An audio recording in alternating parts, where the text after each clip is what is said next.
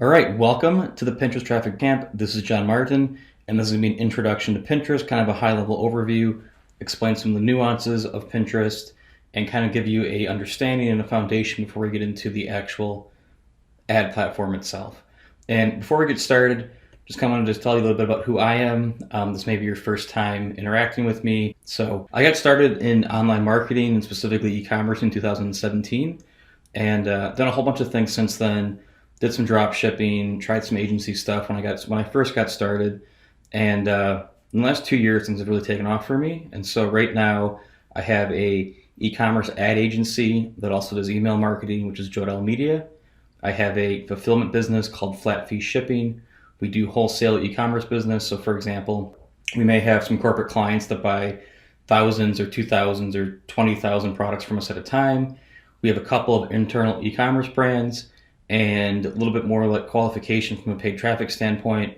I have personally spent $10 million on paid traffic. Our internal brands have done over $10 million in revenue. On top of that, we've helped our clients generate over $30 million in revenue for their businesses. And if it isn't already apparent, I run a real business with real people and a real team, and we operate out of a 20,000 square foot building. And I thought this introduction would be necessary because there's just a lot of shenanigans in the education and online marketing space. So I want to just give you kind of a very quick who I am, why you should listen to me, what qualifies me to talk about Pinterest, and we can get into the important stuff now. All right, so let's get into an introduction and kind of like why we're doing Pinterest, why it makes sense, talk a little bit about the marketplace right now. And as you all know, like everything on Facebook is becoming more expensive, it's becoming more inconsistent. You have a good day, then you have a bad day, then you have a mediocre day, then you have a good day. And that trend is just going to continue. It is no longer 2016, 2017 Facebook where you would get 2 to 3x ROAS on literally everything you launched like clockwork. Ever since the Cambridge Analytica PR disaster, they made some changes and it's just not the same. Like anyone you talk to who's been running Facebook ads long enough will say that right around that time frame, they made some algorithm changes, they removed some data, and it just has not been the same. On top of that, Facebook has had a ton of negative PR in the last 2, 3, 4 years. It's under extreme scrutiny from governments, especially the US government. A lot of the users have privacy concerns. You've seen boycott Facebook trend a couple times on Twitter, and it's got some problems, but it's still viable. But 2020, in my opinion, is the year of traffic diversification, and Pinterest is perfect. And to kind of like take it one step further with Facebook and Pinterest right now, Facebook introduced a feedback system because there's a lot of illegitimate, poorly run businesses that were running drop shipping or just weren't doing very good customer service. And it's been great for the platform. Like it's given users more confidence in Facebook.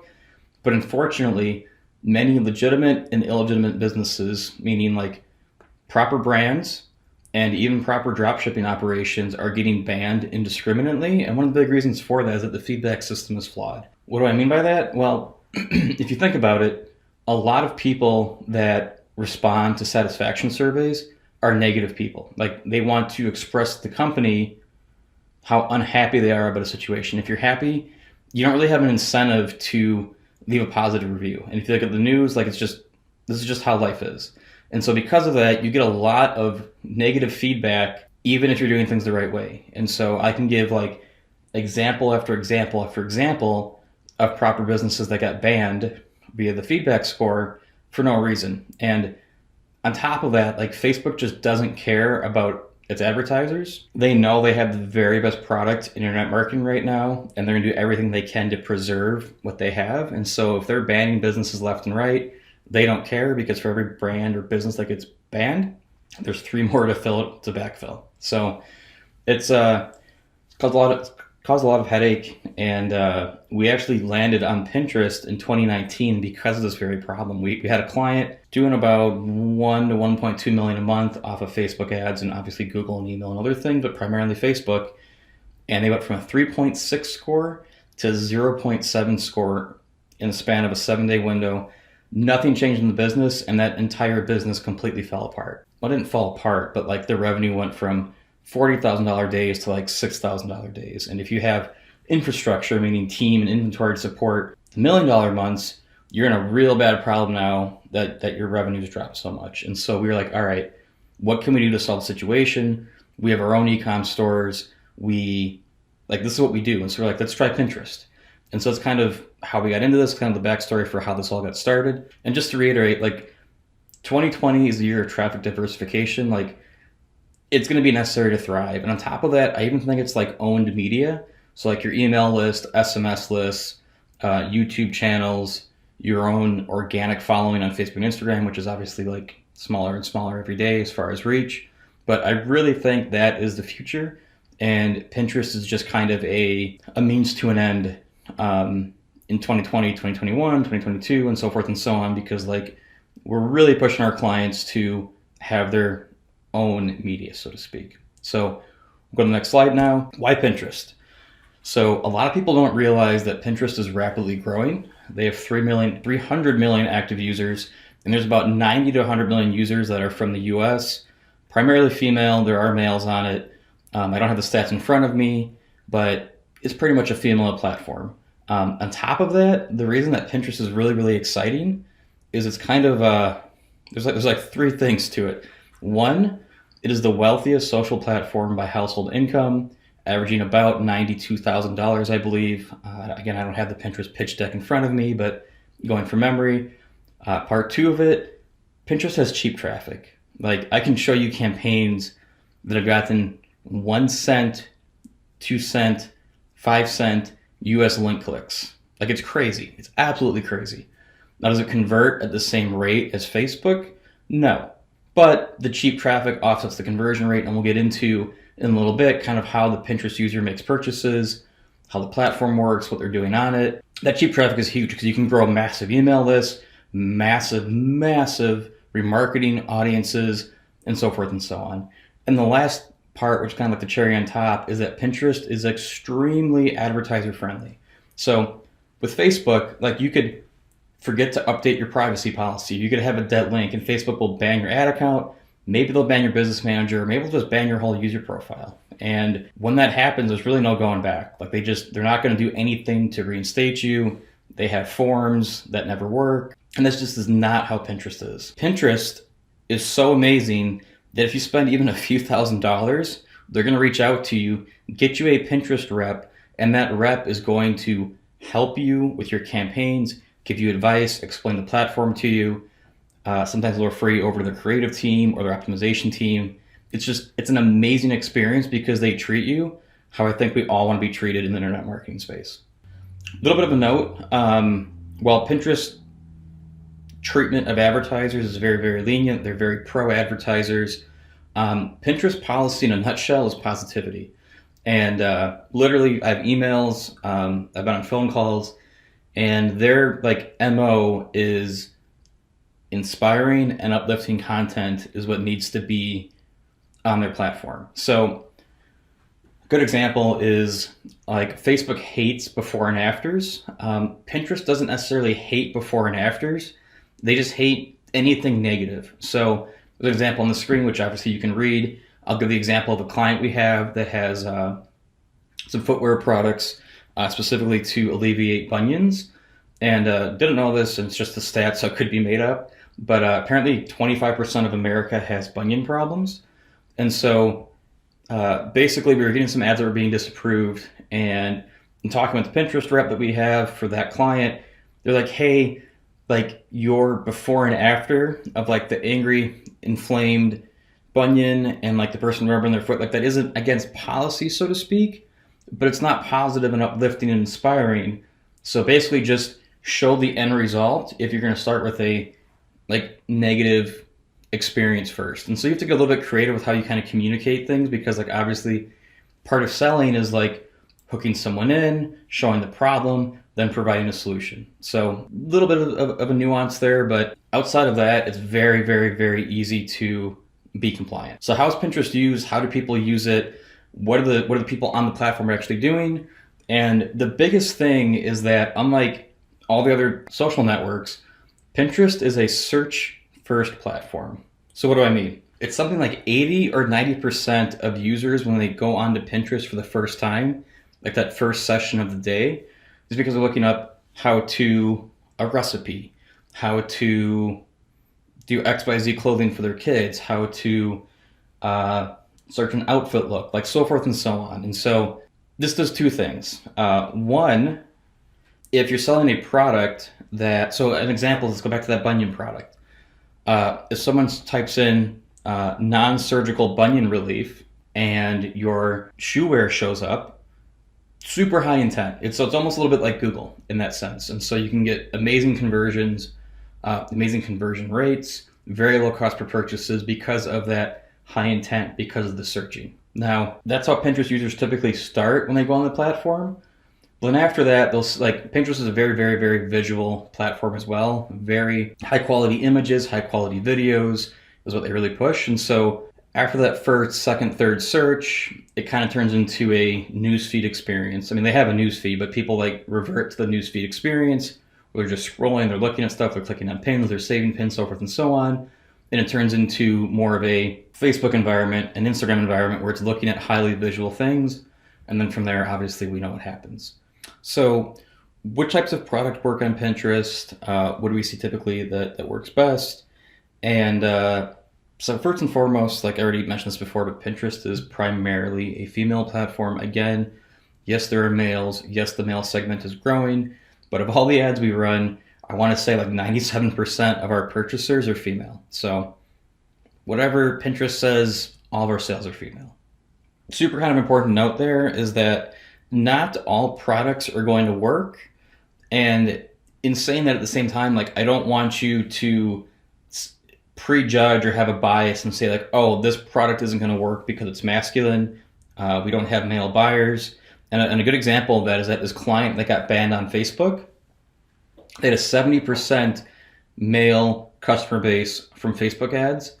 And when we launched on Pinterest, obviously it's primarily female, and we have, I think, 98% of our buyers from Pinterest traffic are female. So it's just kind of an asterisk of everything pretty much works on Facebook.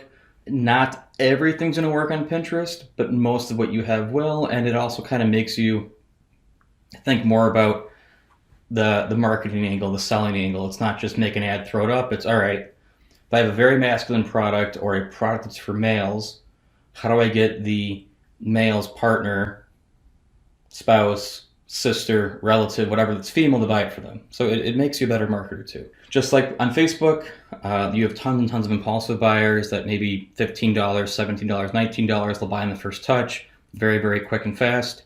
And at the same time, we have products that cost $100, $200 that sell on Pinterest all day long. So there really isn't this price range works, this price range doesn't. Everything works. It's just that, again, you have very different customers that buy at different price points. So a little bit more about Pinterest and kind of comparing a little bit to Facebook to kind of give you a point of reference. So again, I explained that it's a search and a display platform. I think the biggest thing here, and like this was in the ad on the landing page, I'm going to re-emphasize it right now. Pinterest requires more patience, money, time, energy, etc. than Facebook to crack a product. Facebook has hundreds of billions of dollars of data points to know and predict when someone's going to buy, how to show ads to them. I think Pinterest just did $500 million last year in revenue for the first time. So it's just not quite as mature a platform. They don't have as much data, but it's still an amazing platform. I'm just telling you that if you have $300 and you're like, I'm gonna make this work on Pinterest, you're probably not. You need $1,000 or $2,000 or $3,000. And it's not make a Shopify store, throw up an ad, create a product page, boom, I have sales. You need to have good ads, a good landing page that communicates the value of your product. You have to actually sell, but it works. I'm just emphasizing that Pinterest is going to take more time and energy to crack a product or to get campaigns to work. The algorithm is very, very, very different as well. But anyways, kind of some more comparisons.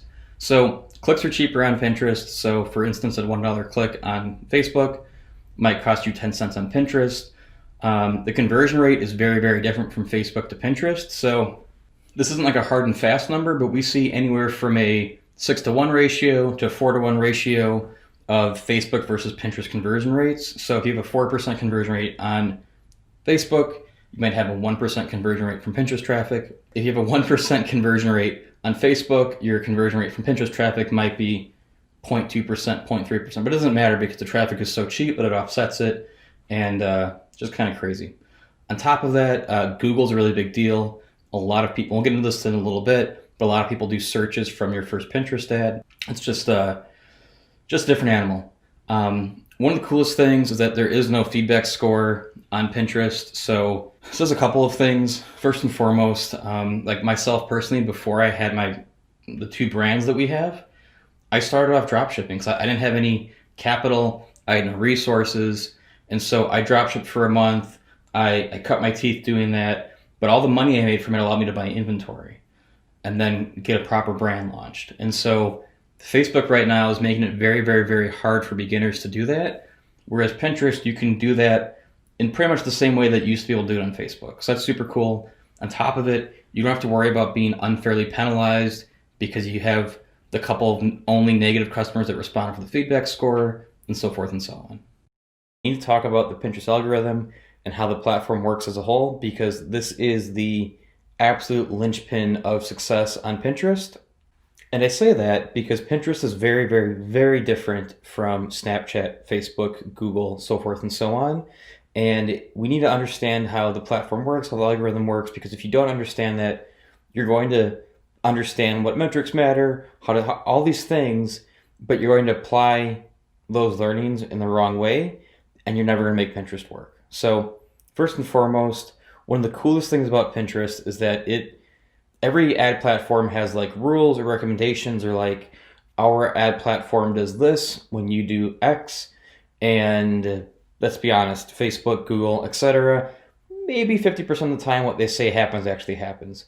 What's really cool is that Pinterest is probably like 80-90%, and it's really set up to make you money. And we'll get into that here in a little bit, kind of why it's actually true, how it operates, but it's just really, really, really important to understand that when Pinterest says something happens, it actually happens, because I know myself and many of my colleagues and friends in the space, we pretty much disregard what comes out of every single rep at Facebook and Google's mouth, and we see that what they say doesn't actually happen, whereas on Pinterest, it actually happens. So pay close attention in here, take notes. There's a downloadable PDF that has this in much, much, much, much greater detail, and just jump into it. So first and foremost, Pinterest is a little bit of a slower platform. So if you're on Facebook and you're spending, let's say, $4,000 a day at a 2x return, you can sometimes, more often than not, double that spend for the next day. So maybe go from 4,000 to 8,000 in a 24-hour window. Previously, you're at like 2x, and maybe the next day you're at like a 1.8. So you scaled up a little bit, and your return took a little bit of a hit, but you know it's gonna come back around the next day, and you can move pretty quick on Facebook. That just isn't quite how Pinterest works. You can do that once in a while, but it takes a little bit longer. There's usually a couple days in between those changes, because Pinterest's algorithm, for the sake of this conversation and for the sake of you understanding how it works, let's say it operates in about a 7-day cycle. So when you launch a campaign, and more importantly, when it's like a newer ad account, this happens a lot more than our more established ad accounts, but when you launch a new campaign, one of the more frustrating things is that newer campaigns and brand new ad accounts and higher budget campaigns, more often than lower budget campaigns, will burst. So what I mean by this is Pinterest ad accounts are all set up in UTC time. I don't know why. They're a US company. It makes no sense. The majority of their spend is in the US, and it's just completely illogical, but it is what it is, and you can't change that. So for me personally, I am in Central Standard Time, and so all of my ad accounts for my businesses specifically reset at for everyone, they reset at 6 p.m. Central Standard Time. Now, what that does is when you have a lot of spend in the US, and when you have a lot of people that are getting off of work and they're now on Pinterest versus not being on Pinterest, you have tons and tons and tons and tons of ad inventory. And what will happen, not all the time, but occasionally, the account will reset, and you can literally spend 30 to 50% of your budget in a 2-hour window on a new campaign.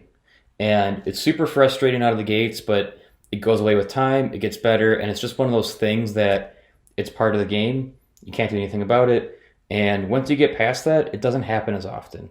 But that is something that can and will happen to you at some point. Furthermore, explain this kind of Pinterest 7-day cycle, things taking longer. Typically, when you launch a campaign, your CPMs and your cost per click are going to be pretty high, and your click through rate's going to be pretty low. And then you're going to watch on day 2, on day 3, day 4, day 5, your CPMs are going to drop, your cost per click is going to drop, and your click through rate's going to go through the roof. So what does this look like? Day 1, you might have a $10 CPM, a $1 cost per click, and a 0.2% click-through rate. And don't hold me to my math because I don't know how this is all going to translate. I'm not making this 100% accurate. Day 2, your CPMs might go to $8, cost per click might be at 80 cents, and your click-through rate might be at like 0.5%. And then magically you wake up on day 3 and your CPMs are $1.50, your cost per click is 10 cents, and your click-through rate is a 1.1% click-through rate. That is the Pinterest algorithm learning and figuring out who to show your ads to. And during that 3-day window, it probably didn't spend the full budget the first 2 days. And you're probably going to see on day 3 that there's a lot more delivery and a lot more spend. So from a conversion campaign standpoint, day 1, you might be at or a little bit below break even. Day 2, you might be at or slightly above break even. And then day 3 or 4, you're probably going to be profitable. This is what we see almost all the time on new ad accounts. When we have an established ad account, that like 4-day process is a lot shorter. We'll often see that established ad accounts are profitable or not profitable on new campaigns right away. You kind of just know. Just like on Facebook, once you've spent a fair amount of money on specific accounts, you kind of understand what metrics to look for, and if a campaign, audience, creative, etc. is going to back out or not back out. The other big thing that I kind of already alluded to in day 1 to 3 is that you're going to have a lot of delivery or you're going to have no delivery. And this also plays into bidding a little bit, but also plays into the algorithm learning who it needs to show ads to, what audiences when they're online, all the normal stuff that algorithms figure out. And so I wouldn't play with the bidding a whole lot. We can talk about it in the next section, but typically we don't touch things for the first 3 days. We just let it run. And then come day 3, day 4, day 5, you're kind of at a place where a new campaign is going to be stable and you're going to have consistent performance basically indefinitely. Like, yes, there's creative burnout just like every other ad platform, but once you get past that, it's pretty much just let it run day in and day out. So moving along, another big thing with the Pinterest algorithm is that it doesn't necessarily have a learning phase like Facebook does, where it's like says it's in the learning phase, but it has a learning phase where it's figuring out who to show ads to. It's part of that 7-day cycle. And before even going to bidding, so what's going to happen in that 7-day cycle is that on day 4, day 5, day 6, if you're not getting conversions for the target CPA that you want, Pinterest is going to throttle back delivery, throttle back spend, and it's going to then relaunch itself basically to try to find out how to show ads to the right people to get sales. So that's really, really cool. It's also really, really annoying if you have a profitable campaign, but just communicating that because it's really, really important to try to look at Pinterest in like a 7-day window. And if you have a good rep, when you get a rep from Pinterest, they're going to tell you that they want you to let your campaign run for 7 days before you make any adjustments, because the algorithm really truly takes 7 days to figure things out. And like the easiest way for me to explain that to you is that if you look at your life, you behave differently Monday through Friday and then Saturday and Sunday. And within those kind of 2 chunks of time, you behave differently in different days of the week. And so that is like the easiest way for me to explain to you why it can take 7 days for Pinterest to figure out who to show your ads to, because it's learning how your audience behaves when they're online, when to spend, who converts, etc., etc., etc. So jumping back into bidding and kind of the topic of there is a learning phase, but it's not really like public facing, and learning phase is more or less like the first 3 to 7 days of a campaign getting launched. One of the big things is that if any target, so we call it bidding, it's called target CPA within Ads Manager. Reps call it bidding, we call it bidding, but it's called target CPA. Anyways, If you make a greater than 9% change, the algorithm completely resets and you're going to go back to day one behavior like we just talked through up here. So word of caution, if you have a campaign that's doing really well and you have a day or two where it dips or it spends too fast or it spends too little, you're better off just letting it ride out, because if you make a change that's greater than 9%, it's going to reset and it might take longer for performance to come back. And I think the biggest thing, if you take anything away from this training module, it is this next part. If your actual CPA, so what is being reported on Pinterest, is higher than what you set your target CPA to, delivery on your freaking campaign will stall, the algorithm will reset, and it will relaunch. So what I mean by that is if you're bidding $35 and you can afford a $50 cost per purchase, and you're getting a $40 cost per purchase, so you're slightly higher than your target CPA, but you're profitable and you're stoked, do not be surprised if within 4 to 5 days, Pinterest stops delivering that campaign because the quote unquote actual CPA is higher than your target CPA. So that's frustrating, and that's why we kind of position with getting campaigns launched to set your target CPA to be slightly higher than what you can afford. The other big thing is that it does take 3, 4, 5 days for this to happen if you're in this scenario. And within that 4 to 5 day window, you can increase the bid 9% over, let's say, 4 days, which is going to be greater than 36% because every day you're increasing greater than the day before. So you should be able to get things kind of within line and not have that happen. But I cannot stress to you enough how important it is to, whether you're running ads or your media buying team is running ads or you're running ads for clients, to pay attention to this, because you can have amazing campaigns stall out and reset. So moving from bidding, we're going to talk about budget now. We're going to talk about launching and also kind of how we increase budget. So minimum, when you launch a campaign, your budget should be 3 times your target CPA, and not like Pinterest's target CPA, like your desired cost per purchase. And that's the minimum, because if you don't spend at least that, and honestly, I could even say 5 times your target cost per purchase, you're just not spending enough and getting enough data and feeding the algorithm enough delivery to figure out how to get you your desired cost per purchase. And you need to be able to afford this level of spend for 3 days per campaign to, again, make sure that you've given Pinterest enough time to kind of figure itself out, and then you get enough delivery. Pinterest preaches 10 to 20 times your target cost per purchase. We honestly do that once we have established kind of benchmarks on Pinterest. We'll move to that when we're scaling. And then from the standpoint of like scaling a campaign budget, we recommend 20% budget increases every 2 to 3 days and letting that ride and see how performance goes. If you want to scale up quickly, and we'll get into scaling in a later module, the best and most consistent way that we have seen is to duplicate campaigns or launch additional campaigns that maybe hit different audiences or different creatives, whatever.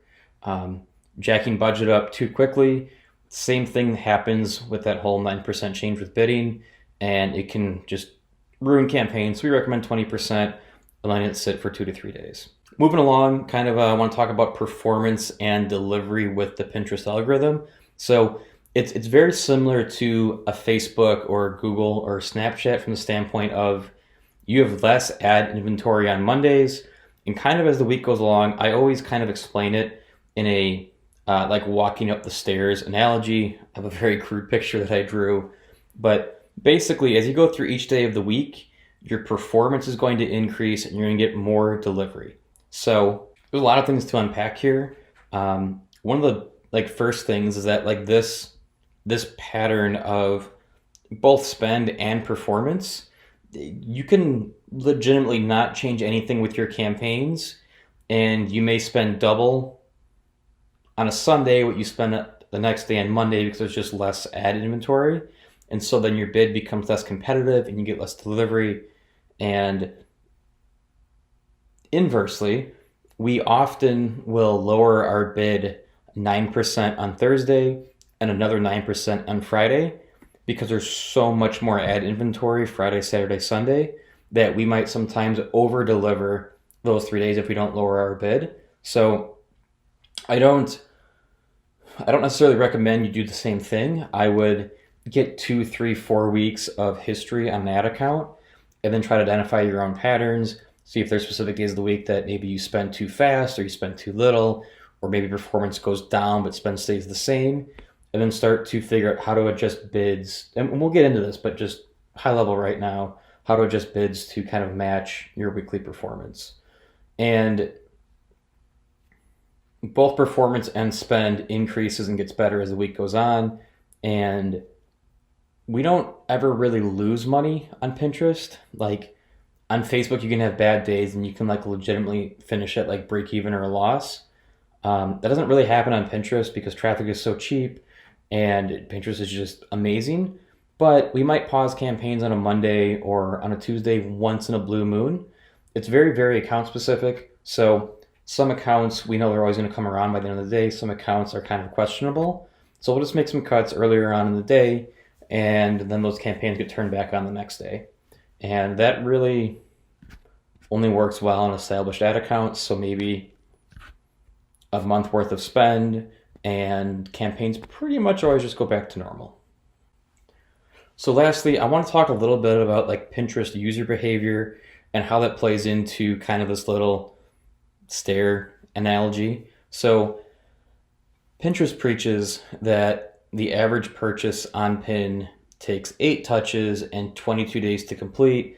They like to explain to people that basically Pinterest users are coming to Pinterest to search for things.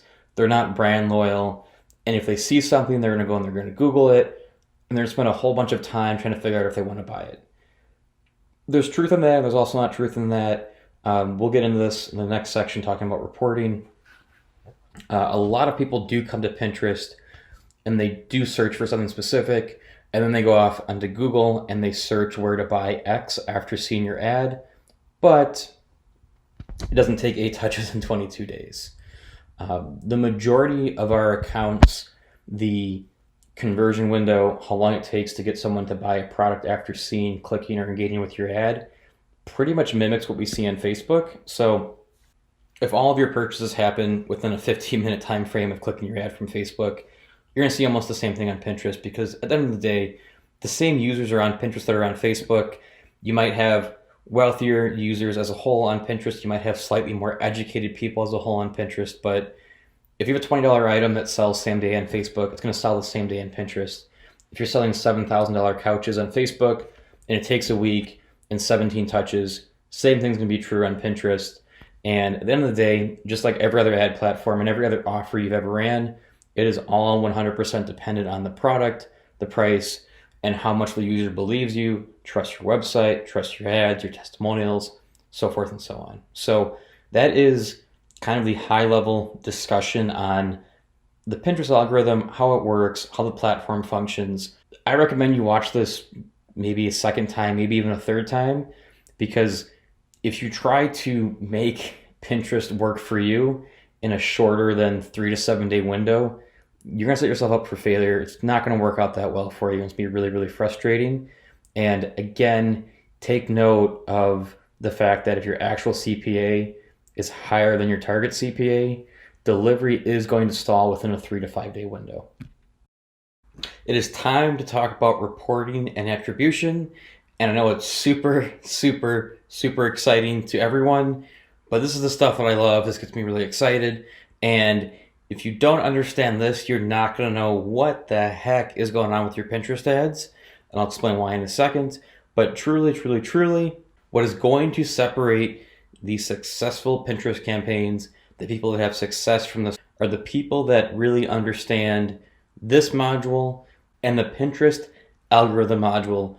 Because if you don't understand these two things, you are going to be making just terrible decisions left and right on Pinterest.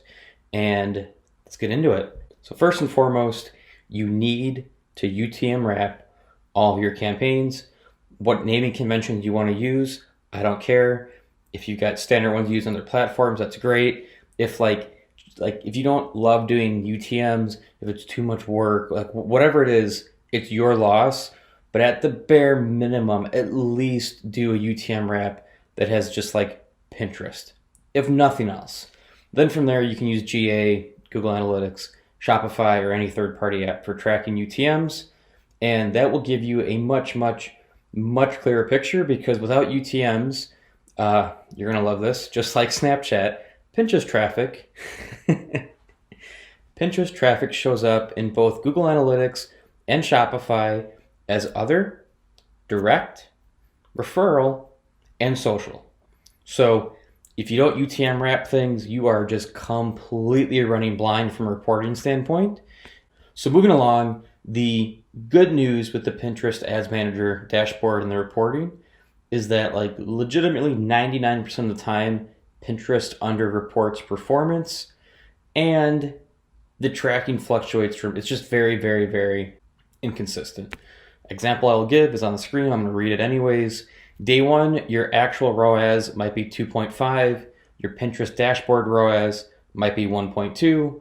Then day two, you're at a 2.3 actual, and Pin might show 1.9. I wanted to try to keep this module as coherent and clean as possible, but one of the things I want to quickly interject here before we get into the rest of it is that if you aren't already tracking site-wide spend versus site-wide revenue, so what I mean by that is, did you send any emails today? What did you spend on Snapchat? What did you spend on Google? What did you spend on YouTube? What did you spend on Facebook? So forth and so on. And then bare minimum tracking like overall revenue, but it's even better if you track the platform spend versus the platform's reported revenue. And we'll get into more of the why here in just a second. But if you do that, if you don't isolate your Pinterest traffic when you start running Pinterest ads, you're going to see what I like to call like the Pinterest halo effect.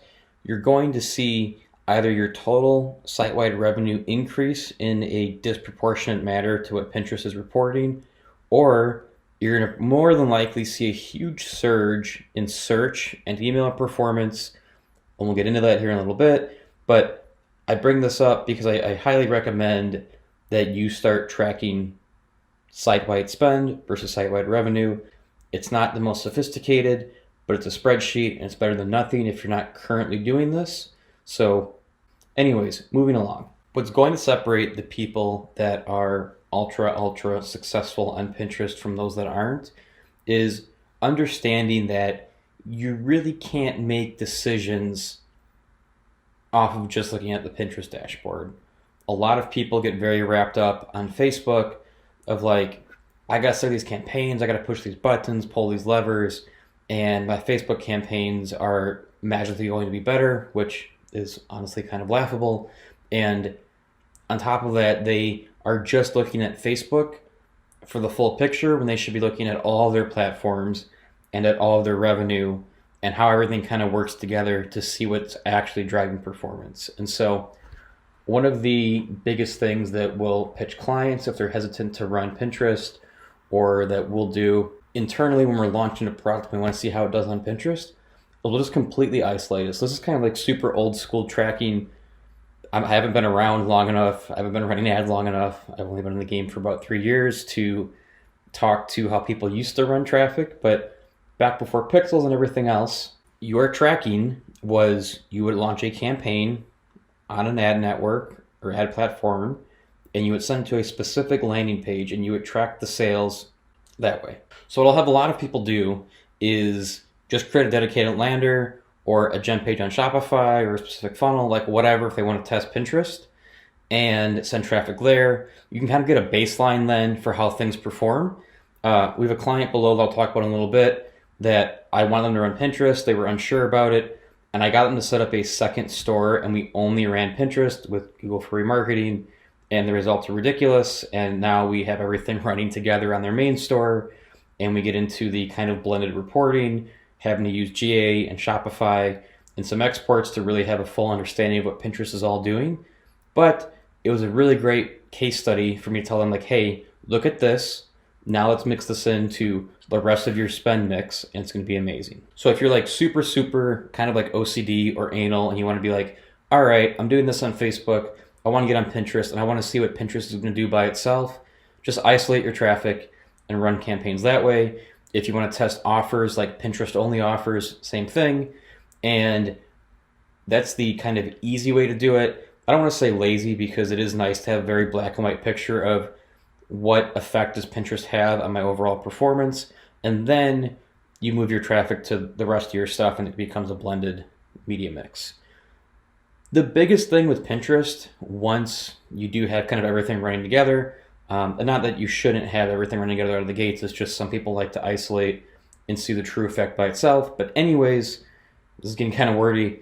I kind of call it the Pinterest halo effect. So I talked a little bit in the Pinterest algorithm module about kind of how Pinterest users behave, and a little bit in the introduction module to the course. I just want to reiterate to a lot of people that 70-80% of Pinterest sessions start with someone coming onto Pinterest and searching for a specific thing. They then see your ad, they might save it, they might click on it, and then they might go to Google. They're going to search for that product or your brand. They might not necessarily buy immediately from Pinterest. And so the first thing that every single person that we get on Pinterest sees, if they're already running, is that their search lifts 10, 15, 20, 30, sometimes 40%, because Pinterest drives so much traffic, and Pinterest traffic is very, very, very high intent, and your search is just going to lift dramatically. The second thing that people typically see immediately lift is the number of email opt-ins they get and ultimately email revenue. Pinterest just drives so much traffic that one of the first things we really recommend is that you get your opt-in game completely dialed in, because you can pick up so much indirect revenue from Pinterest by capturing emails. And then lastly, you're going to see a much, much, much lesser effect with some of your other social platforms from a lift standpoint, but you're going to be able to remarket on those platforms. So you might see Snapchat remarketing lift, you might see Facebook, Instagram, or even YouTube remarketing lift. Inversely, your remarketing on Pinterest is going to lift if you're driving a bunch of traffic elsewhere. And so Pinterest is, kind of to summarize this entire course, Pinterest is an amazing standalone traffic source. And if you mix it in with your other traffic sources so that you're not solely reliant on a Facebook or whoever else, it is just like pouring jet fuel on a fire. It just lifts everything. It makes your life easier. If you can't tell, I just absolutely love Pinterest, and that's kind of the Pinterest halo effect. The other thing that we talk about internally is kind of the eyeball test. This is kind of the lazy man's way of filling out that site-wide spend sheet that I talked about, but you can, it's very easy to launch Pinterest ads on a Monday and come back the following Monday and just open up Google and be like, oh wow, our Google revenue has increased by 10%. And we didn't do anything else. Probably Pinterest. Not the best way to go about it, but if you don't want to fill a sheet, if you don't have a VA or an employee that can do it, the eyeball test is very black and white because Pinterest is so very powerful. So if you've been maybe not following along quite as well, because I've been talking a lot, there isn't like a concrete example. So we're going to take client A here, and I pitched them Pinterest, I want to say 2.5 or 3 months ago, and they were hesitant about it, and they were like, we don't know if it's going to work, blah, blah, blah, blah, blah, blah, blah. And so we got them to run what we call a Pinterest isolation test.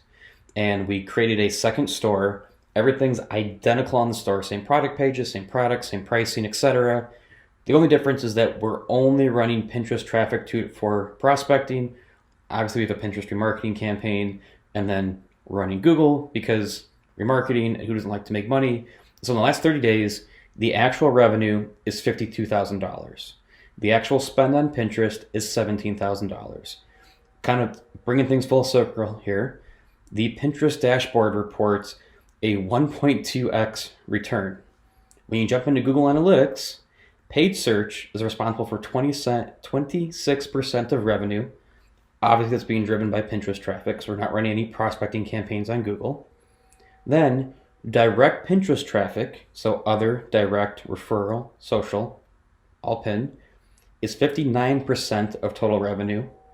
And then organic search, which are the people that saw the Pinterest ad and searched and they hate ads and clicked to the site, is 14%. So Pinterest shows a 1.2x return. Actual ROAS, like overall, we are slightly above a 3x. And if you take Pinterest only traffic that's being reported by Google Analytics, it is a 1.83x return. And if you include organic search, which you just have to because it's Pinterest traffic, you're at a 2.24 return. And obviously, like that would be higher if there was no paid search ads because organic would make up a bigger chunk, yada, yada, yada. But you should get the point by now. You need to understand how all this works together, how everything feeds off of each other, and UTM wrap things. And I just highly recommend that you keep a site-wide spend sheet updated daily. And if you can do that, then you're going to have success on Pinterest.